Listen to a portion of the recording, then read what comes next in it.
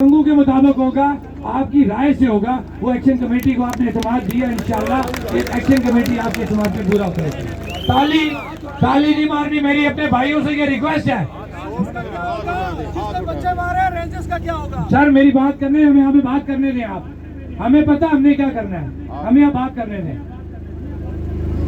बच्चे हैं, हमें उनके गुस्सा से बात हमारी होगी है ना, हमें बेहतर पता हमने क्या करना है। आपसे सिर्फ ये अपील है कि किसी और के बच्चे को हमने किसी और के निशाने पे नहीं लगाना, ये मैं अपील करूंगा। हम किसी के बच्चे को ला नहीं सकते, लेकिन हम किसी और बच्चे को हम इस भीड़ नहीं चढ़ा सकते, और ना ही हमें चढ़ाना चाहिए।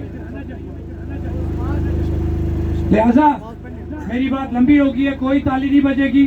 कोई मसला है तो आप हाथ खड़ा कर देंगे। तमाम लोग यहाँ से निकले, गाड़ियाँ यहाँ पार करें, जो गाड़ियाँ आ रही हो यहाँ पार कराएं। आप उस आते में आ जाएं, वहाँ हम बैठेंगे, तो उसके बाद अगली बात हम वहाँ करेंगे।